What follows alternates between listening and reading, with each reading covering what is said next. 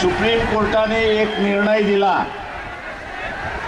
ओबीसीच्या दृष्टिकोनातून तो असणारा अत्यंत महत्वाचा आणि घातक आहे हे आपण असणारा लक्षात घ्या। स्थानिक स्वराज्याच्या निवडणुका घ्यायला हरकत नाही म्हणून सुप्रीम कोर्टाने म्हटलं, स्थानिक स्वराज्याच्या निवडणुका घ्यायला हरकत नाही असं म्हटलं, पण त्या स्थानिक स्वराज्याच्या निवडणुका घेत असताना 27% ओबीसीचं आरक्षण लागू होणार नाही हे त्या निर्णयामध्ये नमूद करण्यात आले। अशी असणारी परिस्थिती आहे मित्रो।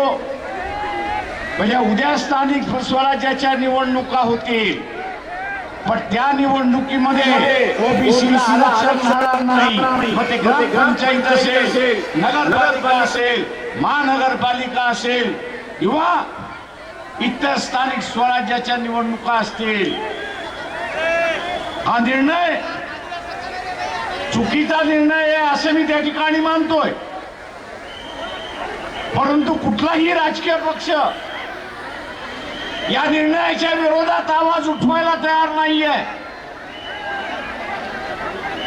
कुठलाही राजकीय पक्ष या निर्णयाच्या विरोधात आवाज उठवायला तयार नाहीये।